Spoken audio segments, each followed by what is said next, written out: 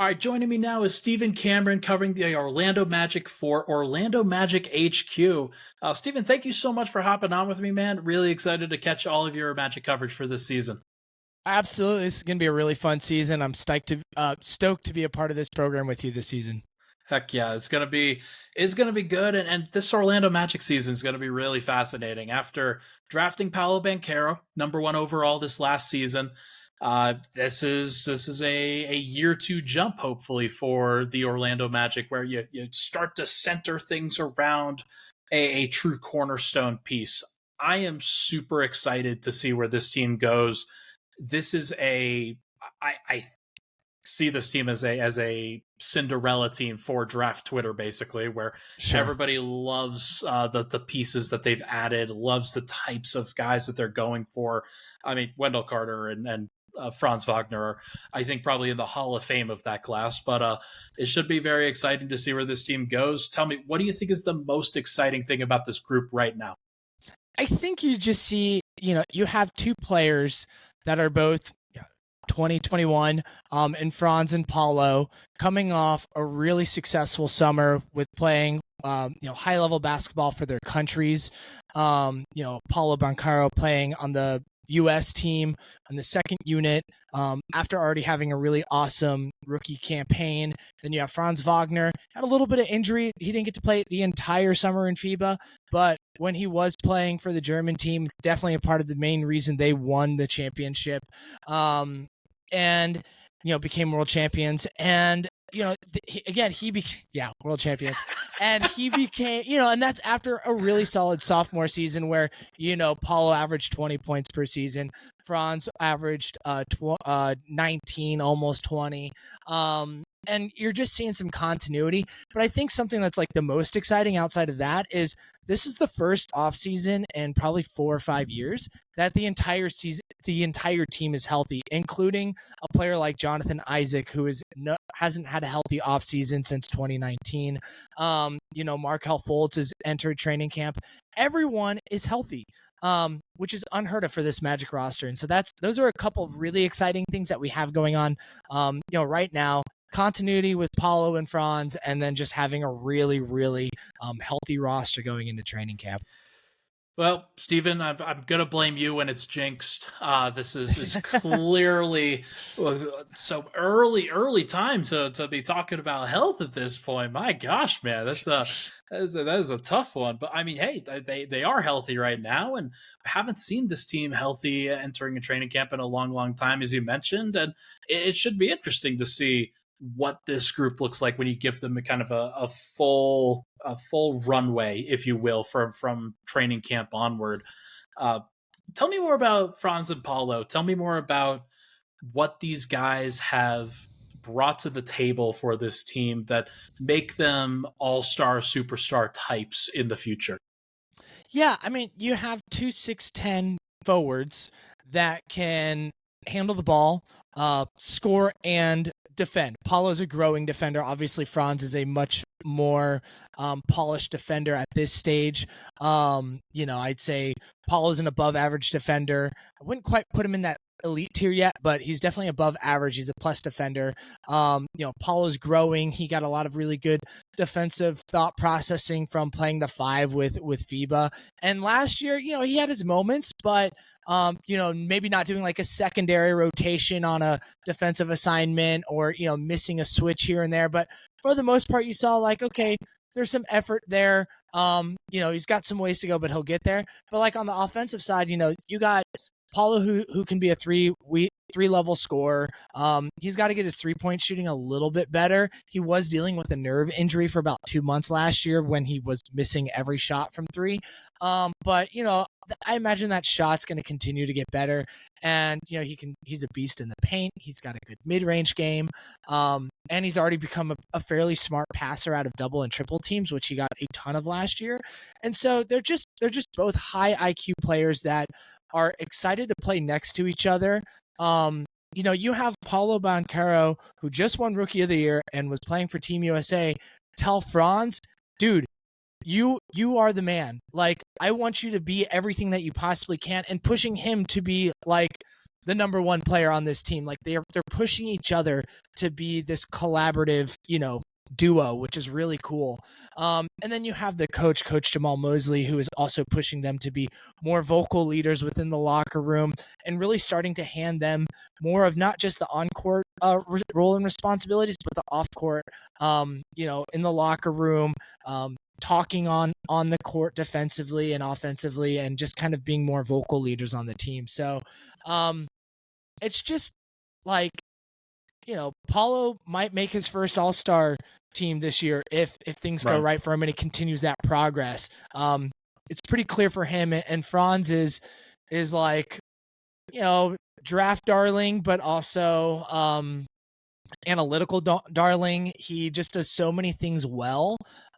He's kind of just like a Swiss Army knife that it's just hard not to see him being a complementary player to this roster and one of the top two or maybe top three players on this team, as they continue to grow and try and make winning a bigger priority for this franchise. You never want to put a ceiling on a duo, and I think that this is a very unique duo where it's very rare to have two forwards that are the same size like this. Sometimes you could get wings like a Jaylen Brown, Jason Tatum. Most of the time you're getting a guard and a big, or a guard and a forward like a Jokic and a Murray or somebody like that. But I do think that this is just a very unique way to build the roster, kind of locking those guys into the 3 and the 4. Not really seeing those guys as players that can play the 5, although Paolo did play the 5 for Team USA, so maybe that's something that's in his future. But it's kind of nice to have the 3 and the 4 spots entrenched for a team for the foreseeable future. Now, what about the guards? Because one of the things that I have here is, will a cornerstone guard please stand up? Because I'm still waiting to see which one it's going to be, because there are so many candidates and a lot of candidates have come through. I'm just not sure which one they're ultimately going to settle on. I can tell you this, Ryan. I'm not sure any of the guards on our team are going to be all-star players. I don't know. I'm not going to put that ceiling on them, but none of them are like, yeah, you can just point to them. That's definitely a future all-star in the next couple of years, right? Right. Markelle Fultz, everyone knows the story about him. Had the nerve issue with his arm, all the ups and downs with Philly, comes to the Orlando, has ACL injury, then comes into training camp last year with a broken toe, misses 20 games into the season, 20 or 30, I forget exactly when he came back, I think around game 20. And he's crafty, a good floor general. He can get our guys into good positions, and he's a pretty smart passer. Every now and then he tries to do a little bit too much and can be a little turnover prone.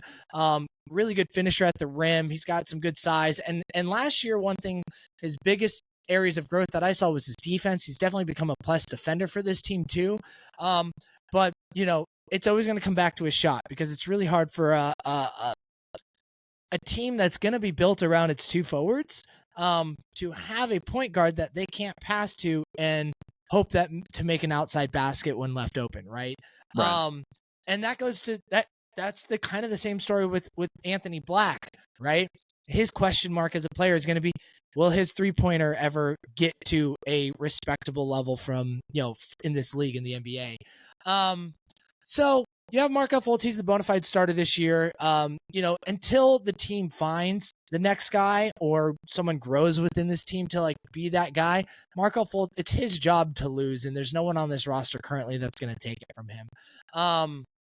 Cole Anthony, he's kind of the supercharged 6-man right now. He's on some, maybe there's a handful of teams he could be a starter on in the league, but for the most part, he's kind of filling into that 6-man role nicely. And then you have Jalen Suggs, who's an elite defender. I mean, seriously, there's not too many guard defenders out there better than him. People just haven't noticed it yet. Sure. But it's the offense. Can Can that continue to slow down a little bit for him? Can he continue his shooting that he finished with the last 30 games of the year last year, where he was shooting, I think, like 38% from three on about 4 or 5 attempts per game? He had a really nice ending to his sophomore season last year, shot-wise. And we want to see that come back into this season and be a consistency with him. If that happens, then boom, we got it. But right now, like, I think for where this team is at, like, long term, there's still some questions. But I think for right now, you have Markelle Fultz starting. You have Gary Harris, veteran, 28 years old, 41% from 3 on 4 attempts per game last year. On this roster, he's going to be the starting 2 guard, good defender too. He's finally, healthy, ended last year healthy offseason going into this. I mean, Gary Harris really well. Sure. He's kind of looking back to those solid years when he was with Denver, before all the injuries started hitting him hard. It's his role to lose. The only person he's gonna lose that to is Gary Harris Jalen Suggs if his shot is a threat enough. Because Jalen Suggs' defense and transition is definitely a lot better than Gary Harris at this point. But then on the bench you have, so you got those 2 starters, Fultz and Harris. Then on the bench you have 6-man Cole Anthony, and then defensive specialist next to him, Jalen Suggs. So, and then we just drafted a wing in Jet Howard, who could play some 2, 3, maybe some 4. And then you have Anthony Black, point, like, large guard. It's like, where do they fit? Well, this is finally the year where it's been spoken about. Minutes are going to have to be earned. They're not just going to be gifted. These guys are likely not going to be consistent rotation players unless they outplay someone or there's injuries, which there will be eventually, Sure. and they get in. There's some committee things where it's like, cool, maybe we need more defense, so they pair Suggs and Anthony Black next to each other for a specific matchup. Sure. Here and there if Black is growing in that way. But yeah, as someone who is high on this team and high on a lot of those guards, I still have the same question for you. Which one is going to be that really primary third player to complement Franz and Paolo? I think Fultz is a really good stopgap unless he can grow into that. I'm slightly lower on Fultz than a lot of other Magic fans, but I'm still really high on him, if that makes any sense. But I think he's fine for now. Let's just put it that way.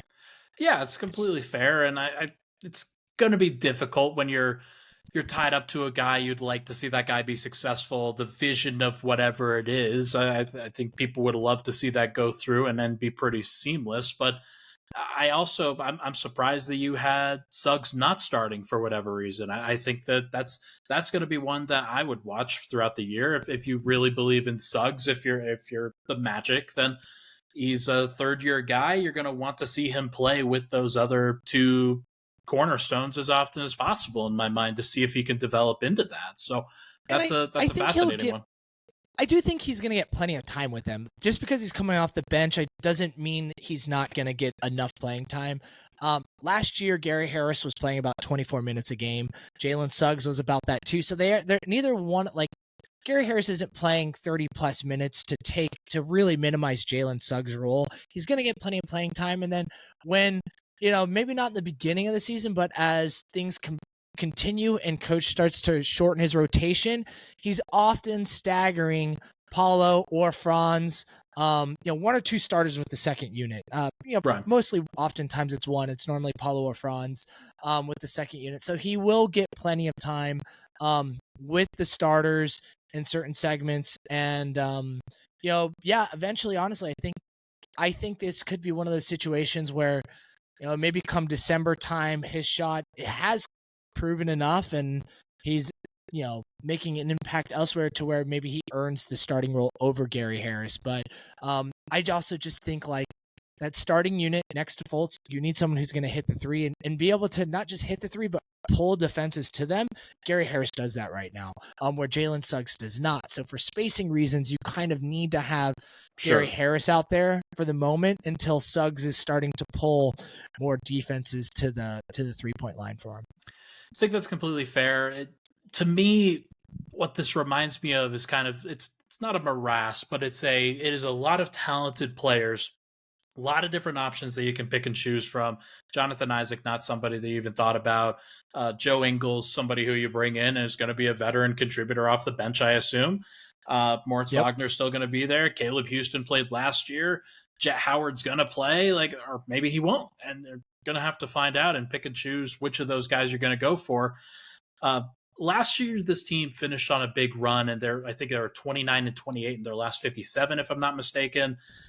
I'm not entirely sure that run was like sustainable, given that I understand that it could just automatically translate into a 41-41 record, but there are still questions in my mind. And when you mix and match, and you're not quite sure who's going to build around, like what you're going to build around, which of those guys you're going to actually commit to, that to me gives me some pause. I'm going to predict this team to win 35 games next year, but I suspect that you are way higher than I am on them. I'm a little higher. I'm not going to say way higher, Ryan. I like to put this team closer to like 38-42, right? So Okay. a couple games higher in that like around 500 record, maybe a little bit before. And that's not because I'm not high on this team, but it's very competitive league. You and I were talking about that right before we hit record on this. And I have a lot of respect for a lot of other teams, but there are some teams that are in question on what they're going to do. Depending on how the season starts, there's question marks around the Raptors. There's question marks around Chicago. Those are guys that are going to be in that kind of same tier with the Magic in the East as far as like competitive window. I'll add the Pacers in there too. Yeah, I was just going to say the Pacers. I think you could make an argument that this team finishes better than all three of those teams. Potentially, yeah. For the purpose of this, I just have them finishing below by like one game below the Totally. Raptors. But it's tough. It's a competitive league. Yeah, it is a competitive league. I think that like 35 wouldn't surprise me if that's what they finished with. It would be a little disappointing, but not unsurprising just because of the competitiveness of this league and just the way this team is. But I also wouldn't be surprised if they crack 42 wins at the same time. So, or even maybe a hair more and they're like the 6th seed for some reason in the playoffs. Their floor is kind of high. I think it like at 35. I'd be surprised if they lost, if they didn't win at least that many. But I think their ceiling is also pretty high. I think they could be a potential 6th seed. And if everything goes right? Like if Jonathan Isaac is healthy this entire offseason or this entire season and he plays 50 to 60 games at 20 minutes a night, like that's unheard of. If he's healthy, we even saw it last year. He is a high level, high IQ defensive player that can do the right things with the ball in his hands. When I say the right things, like make the right pass, make the right, starting to grow as a shooter and hit open shots. Sure. So that is something that is really nice to have and could help push us over the top.